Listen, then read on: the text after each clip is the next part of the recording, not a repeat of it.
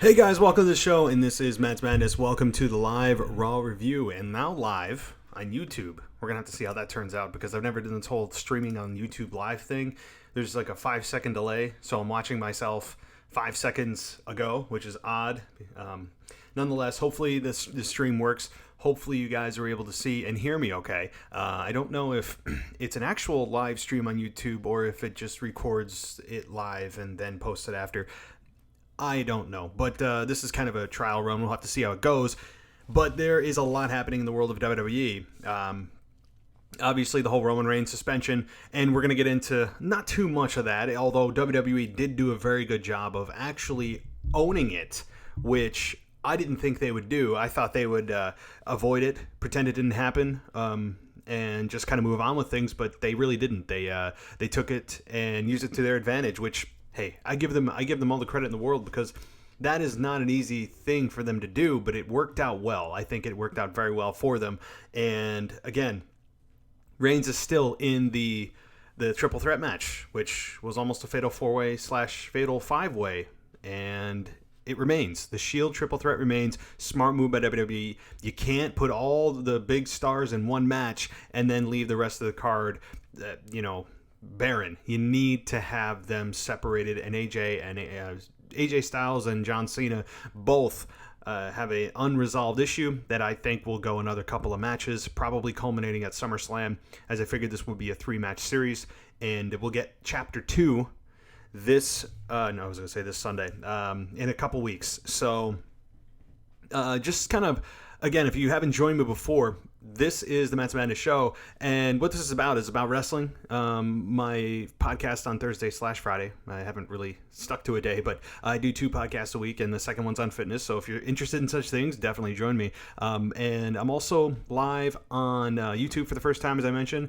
I'm on Blog Talk Radio Live. This is as live can be. So if I mess up, there's no editing, and I'm also pre-recording this too, so I can put it up on iTunes later. And again, join me on every Wednesday, 5 o'clock Eastern Time. You can also go to my website, mattsmadness.com, where there are a ton of different things on there. You can take a look at my affiliates, where if you want to support the show and it doesn't cost you anything extra, you can check out Amazon, you can check out onit.com, you can go to Inside the Cellar, or get your own Matt's Madness t-shirt at prowrestlingtees.com. All those links are on my page under the Support the Show tab, where you can check out and support the show, and also go and rate and review me on iTunes or any other podcast app that allows such ratings and reviews. It really, really helps out the show, and it doesn't cost you a penny. So, again, guys, before I get into Raw, there are some other announcements other than those housekeeping items, and if you want to chime in, 646-787-8297. That's 646-787-8297. And once you call that number, you got to press 1. You get in the caller queue, and I can talk to you about WWE, Raw, hey, anything that's on your mind. I'm mainly a WWE guy. Occasionally I get some TNA stuff. I'll get some Ring of Honor stuff. But my knowledge, I'll be honest with you, is pretty limited on those organizations and those wrestling, that outside of the WWE bubble. I know I'm a mark for WWE, whatever. That is what I lived with and grew up with. And so it's not the only game in town. I'm not ignorant enough to believe that there are no other organizations out there. But I very casually follow the rest of them. And so WWE is really where my passion and my knowledge lies. So, a couple quick announcements before I get into some overall thoughts, and of course the news / segment, which has some very interesting notes that to be honest with you, are pretty random, about Vince McMahon wanting to kiss Candice Michelle and some other different things, and we're going to get to that. But again, I will be doing a live Raw review show every Wednesday, now live on YouTube. Again, I don't know how it really works. I know that it may or may not be actually live. If some of you are watching me, that's great. Let me know how the video stream is looking, how the video quality or the audio quality, all that. Let me know. Also, I will be doing a live appearance, audio that is, every Monday at 8:30 Eastern Time on Sports on the Go 1, which is a sports talk show out of Long Island. Really great group of guys. I am a regular on the show. And so follow me there and follow them. Go to Twitter and search for Sports on the Go 1 and sportsonthego1.com, where I will be every Monday night, 8:30, and you will be able to catch me. They keep me on for about a half hour-ish, or, however long they need me or want me. About a half hour. We talk about the current happenings in WWE, and it's a great show. So give them a listen. And, hey, you want to tune in? Check me out every Monday at 8:30 on sportsonthego1.com. And, again, you can follow them on Twitter at the same handle. So I'm also, another quick announcement, I'm still working out some of the details for the SmackDown review show, because with SmackDown going live, it's likely going to be a little bit more relevant of a show than it has been in the past.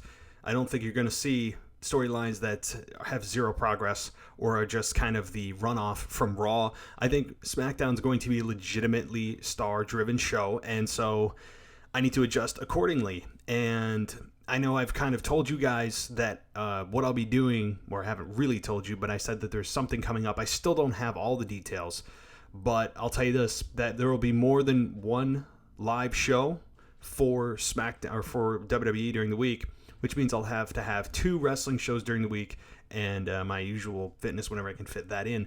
Details are forthcoming. I'm still working out some details with a partner in crime. We'll have to let you know. I'm thinking in the next week or two, maybe this time next week, I'll have more of an idea of exactly what we're going to do, how we're going to work it.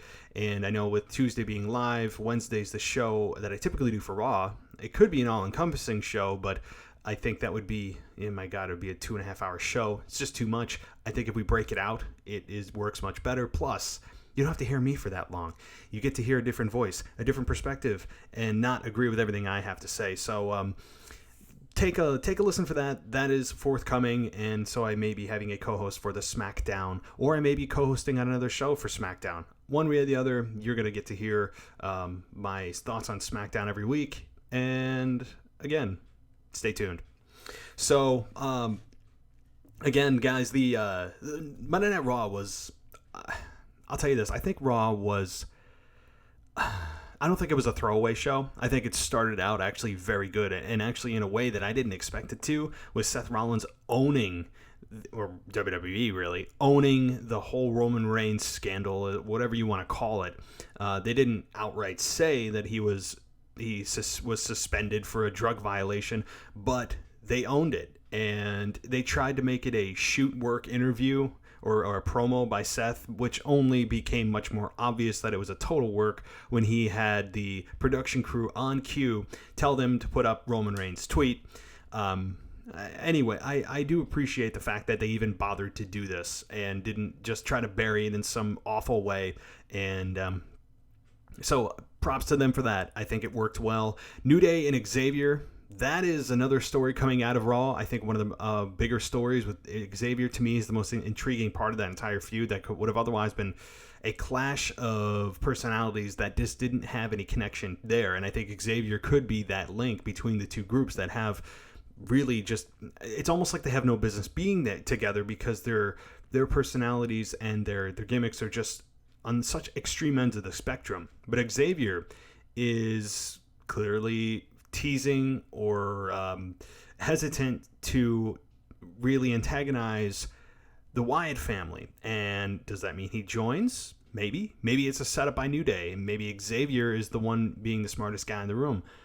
I think this one, though, has me interested in a way that I haven't been interested in the New Day before. It's not all fun and games now with Xavier, and we'll have to see where it leads. I think that the payoff will be at Battleground. And obviously we have AJ John Cena looking to the Chapter 2 of their feud at Battleground. Nothing officially announced, but I think that could it be a one-on-one match? I hope. Could they have John Cena in a tag team match against the Club, where John Cena finds 2 opponents? That's also feasible. But nonetheless, this will be Chapter 2 of maybe 3 or 4 chapters in this rivalry that I'm enjoying so far. So I got some other news. I got some other things to get into, and let's take a look here. Let's get into it. Now, here's your WWE Newsflash. It's what you need to know right now.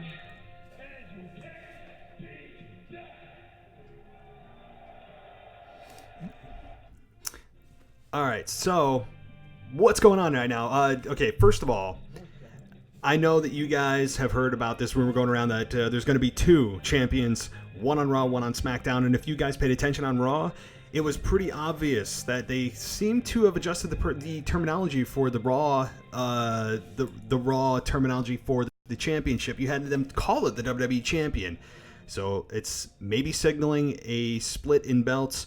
And I'll tell you, the last time they did this with Raw and SmackDown, I think it helped out. To be honest with you, I was tired of it after about 5 years. This could work out to their benefit. Now splitting the titles, having a world title, having a WWE title. If that's a sign of things to come, I think that's the only way to do it. You can't have a show without a champion. WWE personality Paul Heyman is scheduled to visit the UK next month for a one-man show in London, Manchester, and Glasgow, Scotland. Heyman has challenged US presidential candidate and Hall of Famer Donald Trump to a live debate on July 15th. Trump was recently in Glasgow and he actually owns a golf course there in Scotland. So, does Trump accept? I'm gonna say no, but I would love to see a Paul Heyman and Paul Heyman and Donald Trump sound off. I think that would be interesting, and we'll have to see. Former WWE writer Jensen Karp was promoting his new book and recently spoke about his time working for the WWE. He said it was fun, although he only worked there for 6 to 7 months. He said, every time a roided out monster came out to the ring and yelled at the camera, I, a small Jewish man, wrote it. He said the wrestlers were the best part of the job, and he was amazed at how they could memorize their lines 15 minutes before going out. He also mentioned his first day, Vince McMahon was doing a storyline with Candice Michelle. He said that Vince clearly wanted to make out with her in the scene. He said Vince was doing a story where he had God powers, and he had the ability to heal, so he treated her chest cold by touching her breasts. Yeah. Vince, I'm guessing this was prior to the PG era. He wanted to do the angle again, but Candice needed a new illness. Karp was keeping quiet, but when Vince asked the writers what the illness should be, Karp replied, labiagitis. Vince liked it. Karp noted that the room was silent, and he thought he could get either fired or become the next WWE president. The first word Karp got on WWE TV was labiagitis, believe it or not. And folks, that is your WWE News Flash.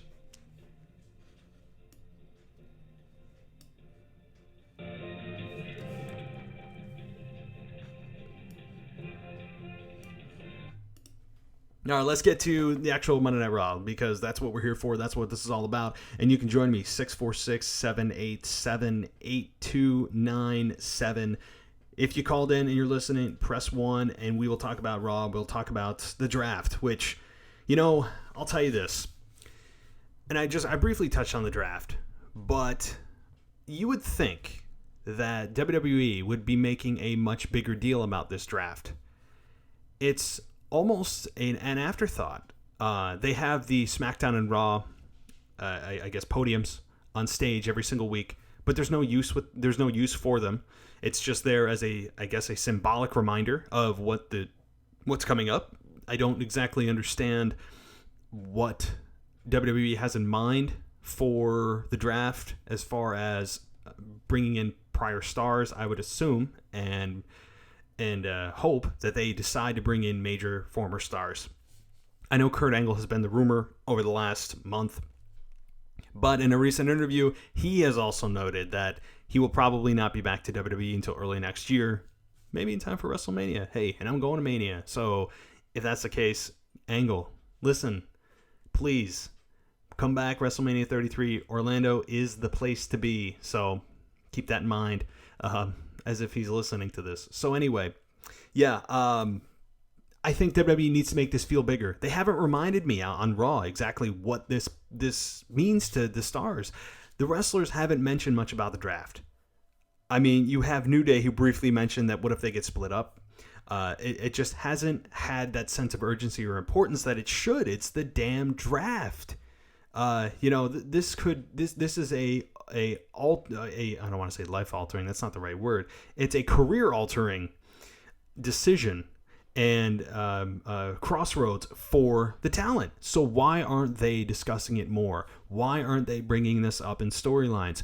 You would think that this would be a huge deal, and maybe they're just not making it that big of a deal.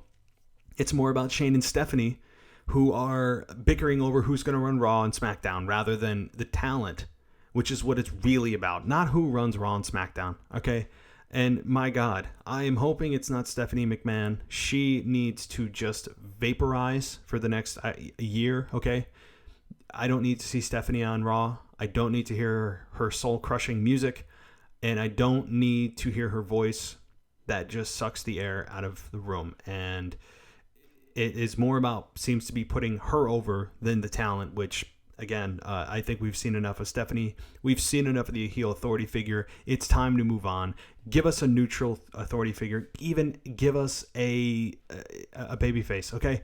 Anything but a heel. We've seen it. We've done it. We've dealt with the authority the past 4 years, okay? Move on. So let's get to the nitty-gritty of Monday Night Raw because, as I mentioned, I thought it was a solid show. And I'll tell you this, with 4th of July being next Monday night, it's very likely that the show next week is going to be throwaway. Typically, in any ratings or any major holiday for WWE, Memorial Day, Labor Day, 4th of July, they are either throwaway shows or they literally don't progress any storyline. It's kind of like when they're overseas in London for Raw. Anytime they go overseas for Raw, you automatically know that you're getting, a throwaway show. Outside of coming off of a big pay-per-view or let's say WrestleMania, obviously the night after WrestleMania anywhere you are, but I'm sorry, anytime you're overseas, it's a throwaway show. When I hear they're going to be in London, number one, I know it's not live. Number two, I know that whatever is on Raw is going to be really nothing more than a hold me over show until they get back to the States. That's always the way it's been, and I'm not exactly sure why. Maybe they are hesitant to progress any storylines because of the crowd reactions that are somewhat different in London, or I shouldn't just single out London, but anywhere overseas, typically the UK or Ireland and places like that. So anyway, Seth comes out and got a big reaction. I think, here's the thing, WWE can point and steer the ship any way that they want to, but it's ultimately the masses who are going to decide who gets cheered and who gets booed. And Seth, upon his return, that was the only time that they really had him go after the audience, was the night that he returned, the night after he returned. And since then, we have seen nothing from him that would make anybody turn against him. Why should I? First of all, he doesn't have his cronies. He doesn't have J&J Security. He doesn't have Kane. He doesn't have the authority. And he comes back. He says that, hey, I don't need you guys. I did this on my own. Which, to be honest with you, is true. He's not embracing the cheers.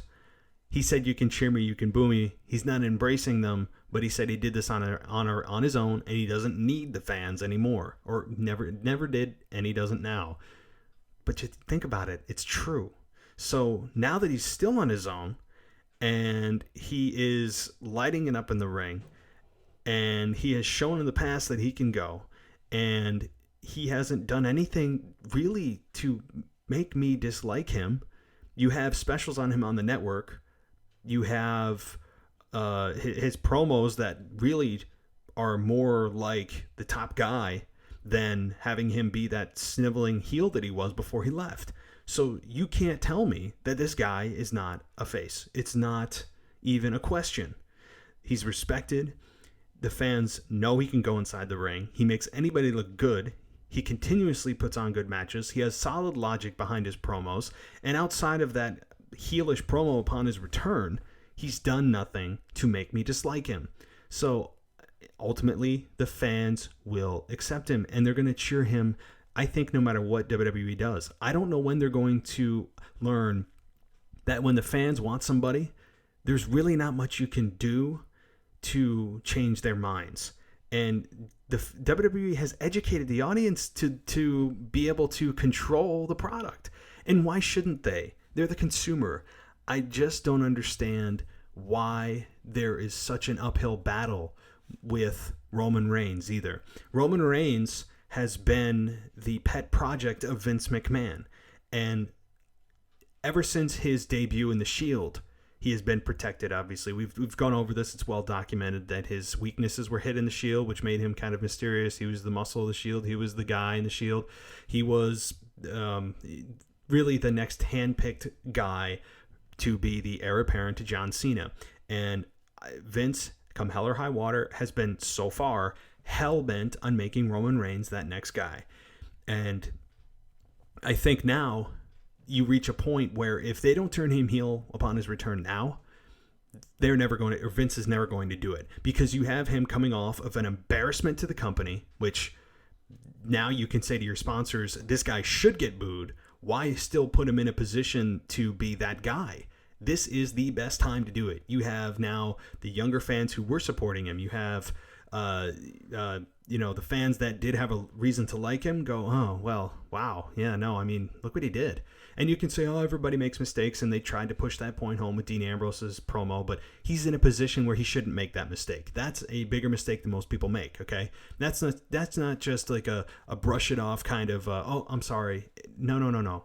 This guy was the heir apparent, pushed to be the heir apparent to John Cena. You can't just say, oh, it's a mistake, which is the logic that Dean Ambrose was trying to provide the fans with, kind of shrugging it off. We all make mistakes. Yeah, we do, but really to that magnitude, do we? Really? So, to me, this is the perfect opportunity to really get a perfect heel turn out of Reigns. And I mean, look, I've been pushing for a Roman Reigns heel turn just as many others have for over a year now. A year and a half. Since last year's Royal Rumble. That's a hell of a long time ago. January of 2015 is when it came to a head in Philadelphia. I mention this all the time, so I will stop myself now and let's just continue with Raw. But I think the point that I'm trying to make is that I just don't know why Vince has been so stubborn on trying to go against what the fans want, and him thinking that he knows better, trying to make this one last big star maybe until he rides off into the sunset, or maybe he thinks this might be his one of the last opportunities to really make him a star and to really say, hey, I told you stick with it. You'll be a hell of a star. Okay, no. This has been long enough. It's been painful enough. You're now losing money, I think. You're hurting the bottom line, and it's not for the greater good. It's not for the long-term success of the company, because this clearly isn't working. I don't know how big of a sample size WWE needs Vince McMahon. When I say WWE, I mean Vince, because the buck stops with him. I don't understand, or I don't know how big of a sample size it's going to take, or what's going to have to happen in order for Vince to say the hell with it. This is the opportunity. It's an opportunity that has presented itself organically. Make the best out of a crappy situation. Make the guy who made the mistake the bad guy now. Because, look, he actually did something that embarrassed the company. So now he should get booed, right? This, to me, is a built-in blessing in disguise for Roman Reigns. And I just don't know if they're actually going to go through with it. It's mind-boggling how they already haven't done it, and I think it's Vince being stubborn. It's his hard-headedness, it's his personality, and it's just a war of attrition with the fans. And I don't know why it should be. Shouldn't it be the corporate conglomerate working with the fans? It seems to just be these people that for one reason or another, Vince just gets in his head and thinks, I'm going to make this work, damn it. And look, did it work with John Cena getting booed and him still continuing to flourish and be the face of the company? Yes. And I'm not going to compare John Cena to Roman Reigns. I do it almost every time I do a show. They aren't one and the same. They're nowhere near the same. The only parallel they have is they were put in a babyface position and they get booed to hell. Although John Cena has, I think, to be honest, has gotten a more positive reaction, because the fans that like to go against what the hand-selected guys that WWE chose have now been transferred to Roman Reigns. Roman Reigns is getting all of that. And why not embrace it? You know how many guys would kill to get a reaction like that? Even if it's disdain, if it's just a complete neglect or rejection of the character, whatever reason, that is something you can turn into dollars. I just don't understand it. And they're losing money now. It's no longer we're going to make this work. It's over. Okay. It's over. Could it happen? Yes. But this is the process you need to go to get where Vince thinks we should already be. And the process is we need to hate him. We need to get our frustrations out. We need to, and it will allow Roman too to really expand, to really just let himself go. You can be much more, there's much more flexibility as a heel. You don't have to worry about sticking within the confines of being that guy that, wants to get cheered. It's much easier to get booed than it is to get cheered. So Reigns has a lot of pent-up frustration. You could use a lot of real anxiety, real anger that he had towards the fans, and blame us for his position and blame us for what he did. There's a million ways you could go with this. And if they don't take advantage of it when he returns at Battleground, they are missing the boat. So I'm going to take a quick break, and then when I come back, though, we're going to get into all the nitty-gritty about Raw. Again, if you want to call in and you want to talk about Raw, 646-787-8297, press 1, and we'll talk about anything you want with WWE. Stay tuned. Nothing is better than a really comfortable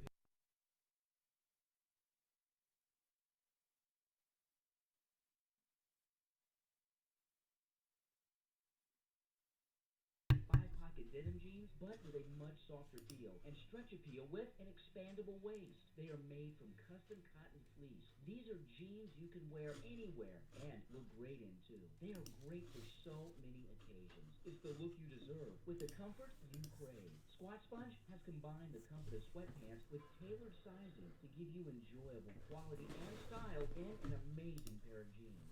Work, play, chill time. Squat Sponge pants are designed to be worn outside, in the house, on the town, anywhere. They're made for every day, everywhere, anytime. Get your pair today. Visit Amazon.com and search Squat Sponge jeans. You will love these jeans. Again, Amazon.com and search Squat Sponge jeans. And now, back to the Matt Madness Show. All right, guys, welcome back. Let's get into Raw. Enough of that Roman Reigns, which could take up 4 podcasts of mine, I swear. I mean, it just seems to be, and it's gotta fix my mic here. It is I don't know if it's a bad habit, but it's a habit of mine to just rant on Reigns. And look, I will say this in closing about Reigns, obviously other than any of the notes I have about Raw itself. I don't dislike Roman Reigns. Everybody thinks I'm crapping on him. Everybody thinks that, I've gotten some negative tweets about that, which follow me on Twitter, by the way, at Matt's Madness. I've gotten a lot of negative feedback saying, I'm tired of people talking about Roman Reigns. I'm tired of him. And, all the you can't wrestle chants. I don't support the you can't wrestle chants. I think Roman Reigns, to be honest with you, has improved significantly from his break off from the Shield upon his his singles run, if you will. I think he's done a hell of a job in the main event spot. He's shown he can work. And yes, of course, you can make the argument that, well, look at the guys that he's in the ring with. I mean, look at the guys he's putting on matches with. AJ Styles most recently. He's in there with A-plus players that is their job, is to make their opponent look good. But you have to have a dance partner that is capable of working with you. And that's why I think Reigns, I like Roman Reigns as a character to hate. I don't dislike him as in, oh my God, just fire him. No. That's the difference. I like him as a worker because he's got a great style you can boo, if this makes sense. His promos they've gone from bad to just, you want to boo this guy. And he's shown signs of doing that before last Monday night before his suspension, and saying, telling us guys, because he knows his audience and who boos him and who cheers him, that to sit down and shut up and drink our beer. Boom. We are seeing it. To me, this is money that could be printed by WWE. The key is to have an opponent for him. You need to have an opponent for him. You can't just have him wandering around, of course. And so let's talk about Raw. But I just wanted to say that I don't hate Roman Reigns as in a character that I just despise. In other words, to just go away and literally fire him. No. I want to see him get beat up. I want to see him lose. I want to cheer, or I want to boo him badly. That is good. We haven't seen a character come around like this in a very long time where there's legitimate heat. I understand it's not a real heel heat, like, oh my God, he's cheating to win. The old school heel heat. I'm talking about heel heat that's almost a modern heel, where you have a guy that WWE has transparently chosen to be that guy, and the fans reject it, so they're going to boo that they're booing the position he's in, and so maybe that's your modern heel now. Maybe there's no such thing as a real true heel. Okay, let's continue on with Raw. He says that at Battleground we get the match we've all been waiting for, and it's going to be a triple threat with all former members of the Shield, and then says, hey, the hell with it. It's live TV, and he's not supposed to do it, but let's talk about Roman Reigns. And the Roman Reigns scandal says it embarrasses his name, and he brings up Roman's tweet, breaks down the tweet, and while he does, I don't know if anyone's caught this, by the way. While he's breaking down Roman Reigns' tweet, you hear a woman yell, he's still hot. This is exactly what's wrong with the shallow reasoning for people cheering him. That's what I'm talking about.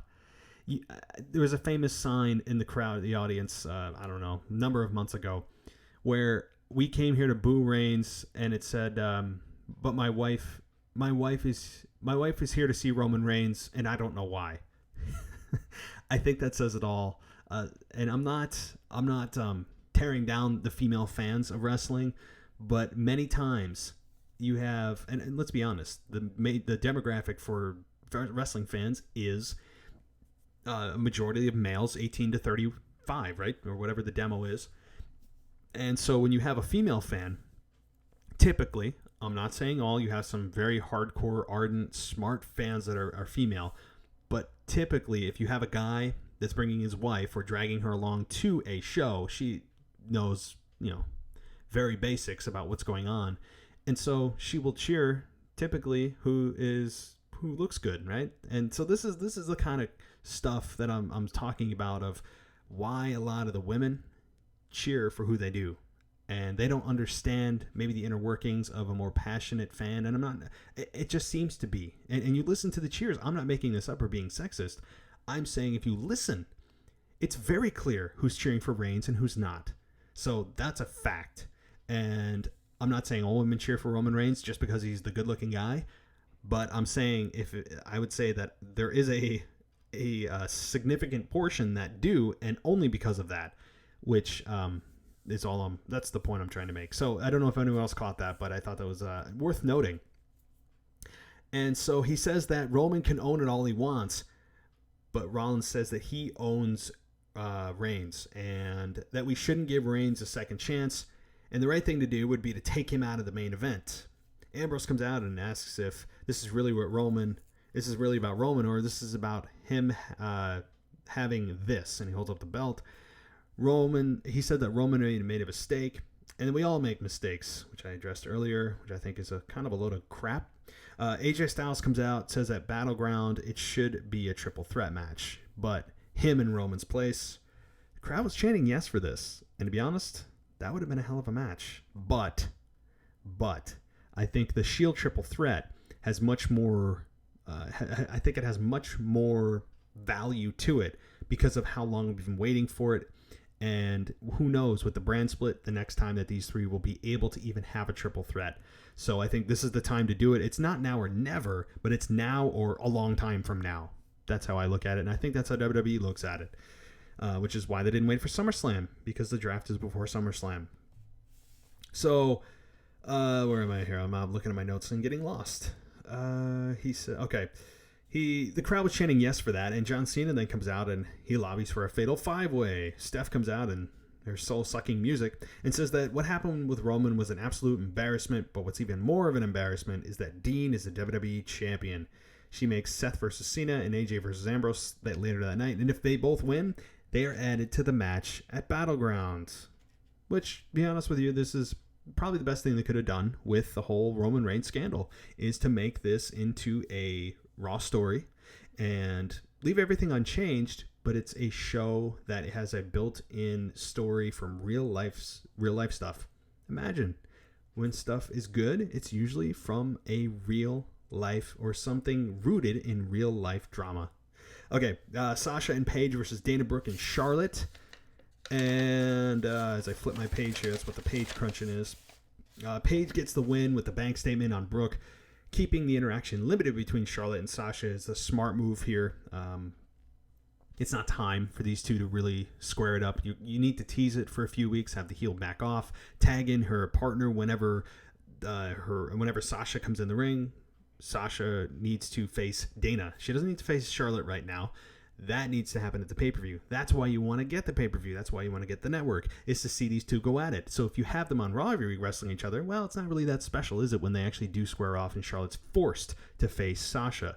So, smart logic. But I just, with the women's division here, and I'll just say this about the women's division, is I think it has taken, I wouldn't say a nosedive, but it's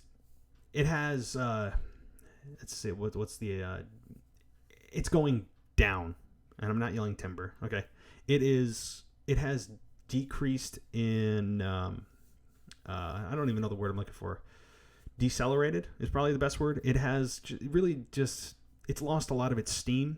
It kind of flattened out after Mania, and we had a couple of Natalya matches that we knew she wasn't going to win. They were quality, some of them.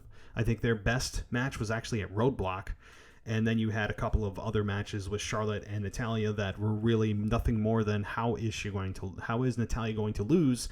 And now we have a new opponent for her. But you had a throwaway match at Money in the Bank with the four women, with the tag match of Dana Brooke and Charlotte versus Natalya and Becky. And really, it was all to just turn Natty heel. And, that's cool. It shakes things up. But the match had nothing on the line. It was just a throwaway SmackDown match. I'm sorry. That's what it was. And listen, Sasha coming back and throwing herself into the title picture, that's a big deal. But I don't think you're going to see Charlotte and Becky, or at least Charlotte, pass along that belt to Becky until SummerSlam. I mean, I said this right after WrestleMania, that you're going to see Charlotte with that belt until SummerSlam at Mania in Brooklyn. I think it's the time, it's the place, and we'll see. And I think, here's the thing. That's an early prediction. I know it's not even a Battleground yet, but as my mind and gears are turning here, if Sasha doesn't win at SummerSlam, I think you're going to see Bayley make her debut at SummerSlam and take out the champ. Just a thought. Okay, Seth Rollins versus John Cena was next. This was a fairly solid match, and I actually thought that it was the match of the night. It had pay-per-view quality up until the club predictably came down to distract John Cena and cost him the match. And I'll still never understand why, when someone is coming down to the ring, the person in the ring freezes, totally takes their attention off their opponent, and he could have won the match in the time it took the club to get down to the ring to interfere.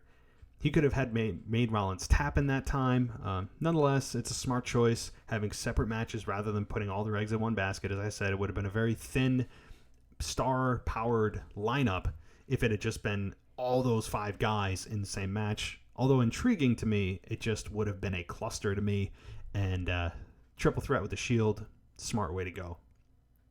So, before let me just get through that match. I missed a segment, but let me say this, that WWE's intermission here of patting themselves on the back with their segments about Special Olympics partnership, again, I have no issue with them partnering with these organizations, these nonprofits. No issue with them partnering with Susan G. Komen and Be a Star and all these very PR friendly, PG, stockholder pleasing crap segments. And I'm not talking about the partnerships themselves. I think it's great what they do. But here are the two words I have that it sums up the problem I have with all of this. Self-serving. It is, to me, a very self-serving type of segment when WWE does this. They stop their show. It's like an intermission, like, hey, everything that just happened, yeah, it's not real. What we're about to talk about is real. And it is. But here's the thing. They do it in such a way that is such a corporately packaged, PR-friendly, gag-me way. I support everything, and I believe in what they do, and I think that's great. But it's the way that it's presented and the way that they show everybody what they're doing and how great it all is and look at us and pat ourselves on the back segment. It makes me sick. I just don't like the way that they do it. I understand that they have people that they have to please and sponsors and they're trying to change the brand of what WWE is. It frustrates me, and I'm talking at a very low volume. Really, I could be much louder. I will not. Let's leave it at that. But it's becoming more regular, and it's very frustrating as a fan. Why couldn't you just do it and put a press release on the website? Why not? It's the same thing. It's kind of like when you have any celebrities do things only nice when it's on camera, and they make sure that everybody sees it when it's on camera, but when the cameras go off, they're total, you know what. I'm not saying WWE is like that. I'm just saying it's almost like they are, I don't want to say putting on an act, but let me stop. I'll go on a 20-minute tangent about nothing, so let's keep going here. The segment I missed was Kane interrupting Stephanie, who was on the cell phone talking to, who knows, pledges that, he's kind of making his, I guess, run again at the SmackDown Live position that is open, but not really. Steph says that nobody's running it but her. Miz and Maurice interrupt, and Kane and Miz battle over their movie appearances, and Kane brings up, and guys, remember this, here is where, in the WWE, mythical WWE rulebook, where this language is. It's section G1 5446.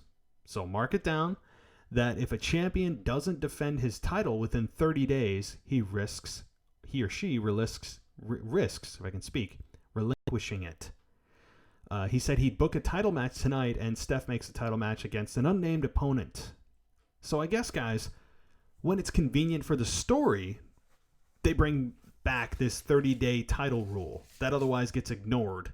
There have been many instances over the last year and longer in which the champion or champions didn't defend their belts. Tag team titles weren't defended at WrestleMania. I mean, that's ridiculous.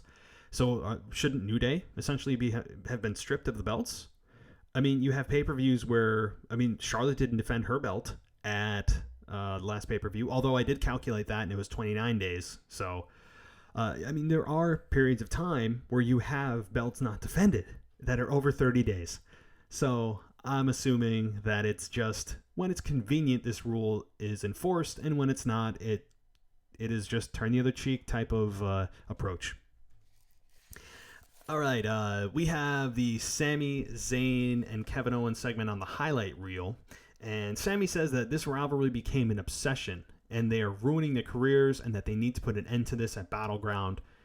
This was probably Zayn's best promo. Very good intensity, and he told Kevin Owens to grow a set and tell the truth why he stabbed him in the back 2 years ago. It's because he resents him for getting signed to WWE first.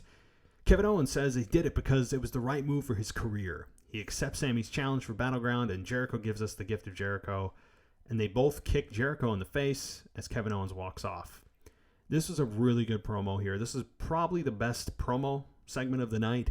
And I just think that there has to be some kind of stipulation for this match. They can't just have a regular wrestling match. It needs to be if this is the blow-off, and this is the finale of their feud for now, at least until, I'm assuming they're going to be drafted on separate shows, and they kind of hinted at that. They need to have some type of stipulation in this. This would be a perfect match for Hell in a Cell. This is where Hell in a Cell is worthy. Not in the pay-per-view schedule. It's just built in. No. Hell in a Cell should be for rivalries like this. That is when they're deserving, not just because it's in the pay-per-view schedule. So, do I think they do Hell in a Cell? No. But this is where it would be applicable. Maybe they do a cage match. Maybe they do a last man standing match. Hell, I would even enjoy an Iron Man match. Although that, as I mentioned a few weeks ago, probably isn't going to happen in the near future. And I don't even know, to be honest with you, if Kevin Owens is capable of going an hour. I obviously Sami Zayn I think would be, but Kevin Owens, well, you know what? Maybe he is. I think for his body type, he's capable. He's doing things that I would never expect anybody the way he looks to do. And if they ever did that, hey, that'd be great. But I really highly doubt that Vince would allow those two to go an hour on a 3-hour pay-per-view. All right, Miz versus Demon Kane. I almost said Damian Sandow. Jeez. The Miz versus Demon Kane for the IC title. Kane was the surprise opponent.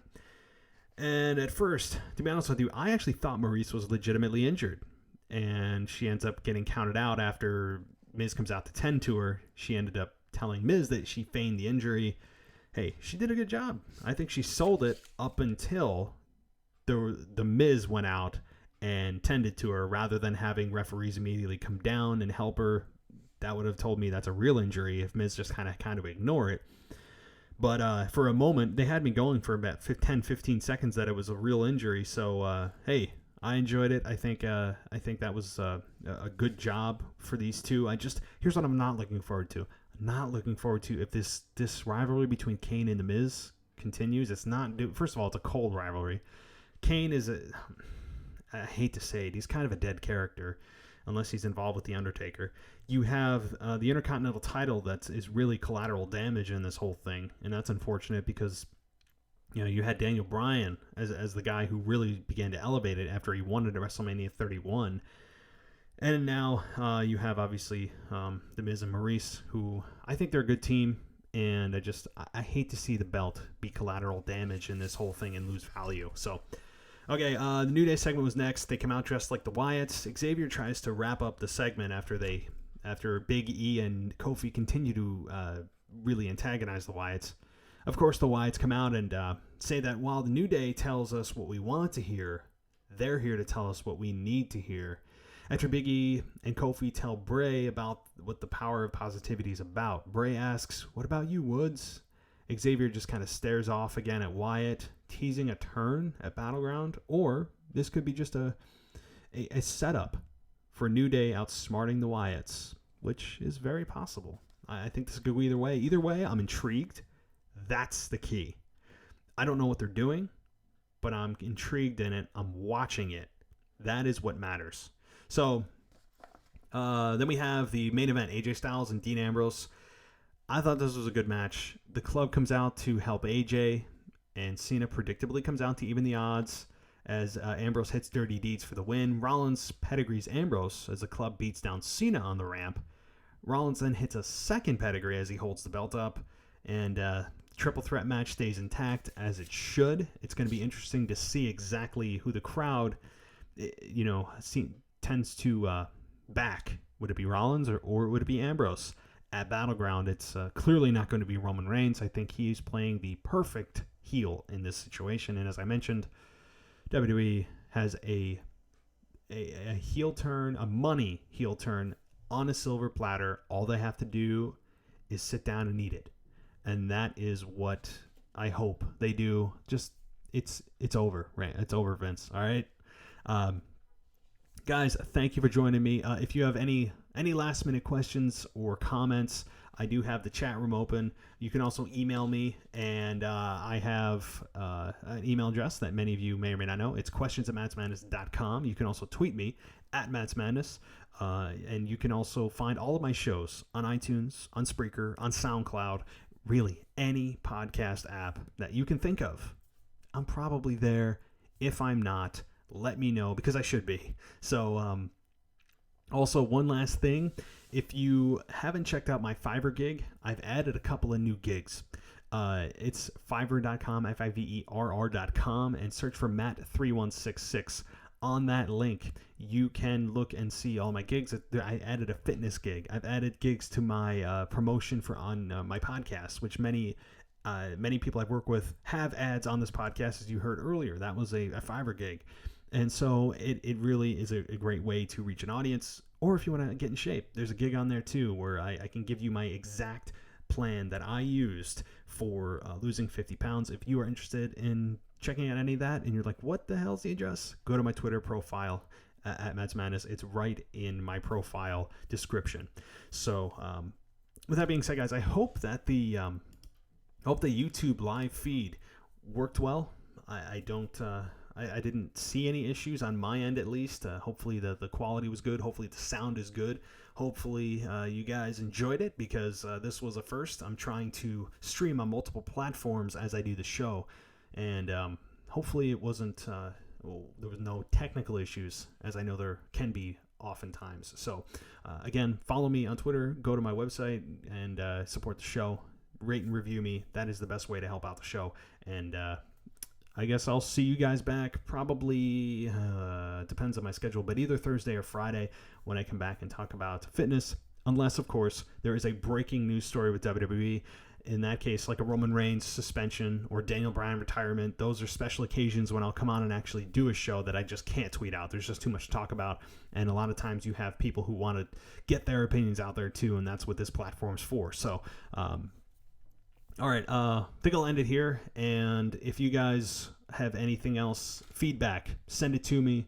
I appreciate all the positive feedback lately, and with that being said, guys, take care. I'll catch you next time.